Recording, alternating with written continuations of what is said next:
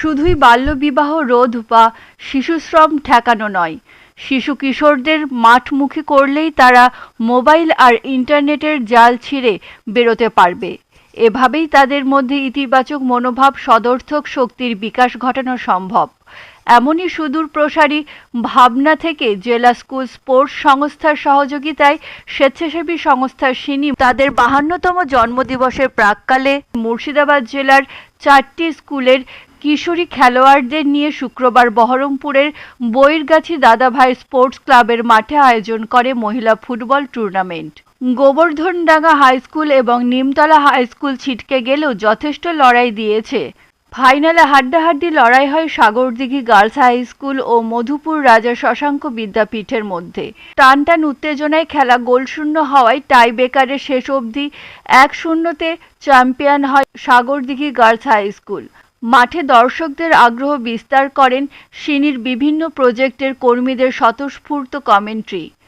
খেলার সঙ্গে মিশে যায় শিশু সুরক্ষার বার্তাও।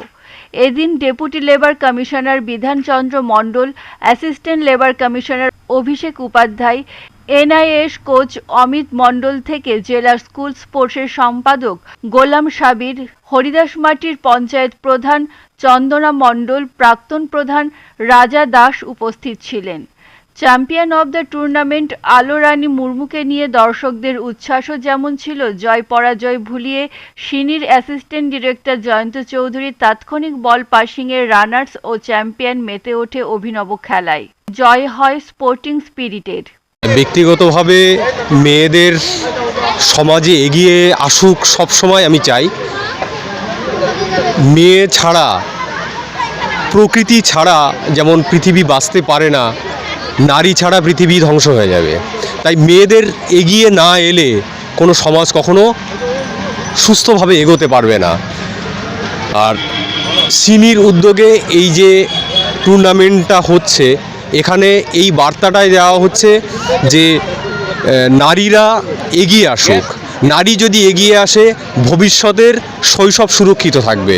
ভবিষ্যতের শৈশব যদি সুরক্ষিত থাকে, তাহলে দেশও সুরক্ষিত থাকবে, সঠিক হাতে দেশের স্টিয়ারিং থাকবে। ফলে এই ধরনের উদ্যোগটা খুবই প্রয়োজন।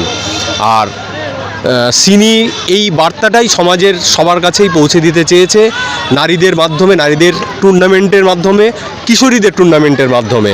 আর বিশেষত আরও একটা কারণে আমি সিনিকে ব্যক্তিগতভাবে ধন্যবাদ জানাবো, এই বহরমপুর ব্লকের কোনো একটি জায়গা বেছে নেওয়ার জন্য।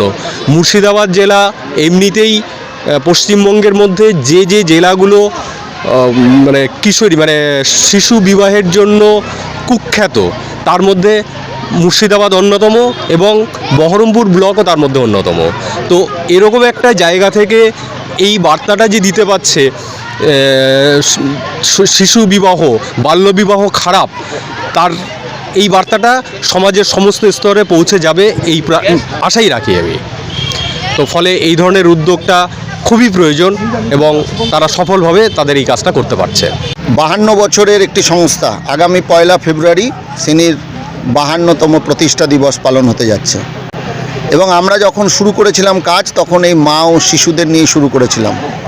এবং করতে করতেই আমাদের অভিজ্ঞতায় বলছে যে কিশোর কিশোরী, তাদেরকে যদি আমরা সুন্দরভাবে বেড়ে উঠতে সাহায্য না করি, তাহলে আগামী দিনের ভারতবর্ষ ভালোভাবে থাকবে না। এবং তাতে মেয়েদের ভূমিকা অনস্বীকার্য। তাই কিশোরীদের নিয়ে আমরা দীর্ঘদিন ধরে কাজ করছি, কিশোর কিশোরীদের নিয়ে। তো মেয়েদের মধ্যে যে প্রতিভা আছে, ফুটবল খেলে সামনে এগিয়ে আসতে পারে, কেন ছেলেরাই শুধু খেলবে, মেয়েরা কেন খেলবে না? চারিদিকে টিভিতে তারা দেখছে। এই উৎসাহে তারা আজকে এখানে একত্রিত হয়েছে আমাদের ডাকে। আমরা বিভিন্নভাবে স্কুল কাউন্সিল, স্পোর্টস কাউন্সিল যেটা আছে, তাদের সাহায্য পেয়েছি এবং পেয়ে আজকে আমরা একটা ফুটবল ম্যাচের এখানে টুর্নামেন্টের আয়োজন করেছি। এটা সিনির প্রতিষ্ঠা দিবসের প্রাক্কালে এটা আমাদের একটা নিবেদন যে কিশোরীরা পারে যদি তাদেরকে সুযোগ দেওয়া হয়।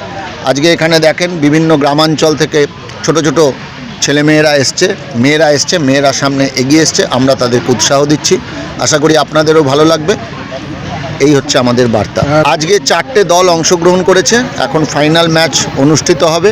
আমাদের অনেক অতিথিরা এসছেন বিভিন্ন ডিপার্টমেন্ট থেকে, স্পোর্টস কাউন্সিল থেকে তারা আছেন। তো আমরা খুব আনন্দিত আজকে এদের সঙ্গে থাকতে পেরে। এটা আমাদের কাছে আরও পাওনা যে এরা ট্রাইবাল মেয়েরা এগিয়ে এসছে এবং আমরা ট্রাইবাল অধ্যুষিত এলাকায় কাজ করছি, তাদের প্রতিভা দেখে উঠিয়ে আনার চেষ্টা করছি। আগামী দিনে আমরা এদেরকে নিয়ে আরও বৃহত্তর পরিকল্পনা করছি কাজকর্মের। অনেক ভালো লাগছে স্যার, এর মানে ফার্স্ট টাইম এসে এখানে কোনোদিন খেলিনি, এখানে এসে অনেক ভালো লাগছে। এই মাঠে খেলে এসে ফার্স্ট টাইম উইনার্স হয়ে অনেক ভালো লাগছে। তোমরা কি নিয়মিত খেলাধুলো চর্চা? হ্যাঁ, নিয়মিত খেলাধুলো, বেশিরভাগ অনেক চ্যাম্পিয়ন্স হয়েছি নিজে থেকে, নিজের সাপোর্টে প্র্যাকটিসে সবাই টিম সাপোর্ট করেছে, নিজের বেস্ট দিয়ে সবাই চ্যাম্পিয়ন্স হয়েছে। হ্যাঁ হয়েছে, অনেক বাধা পার করিয়ে আমরা এখানে পৌঁছেছি। বাধার কোনো ইয়ে নয় স্যার, আমাদের ম্যাম ছিল সাধনা দাস ম্যাম অনেক সাপোর্ট করেছে অনেক। তারপরে প্র্যাকটিস করে এত দূরে পৌঁছেছি।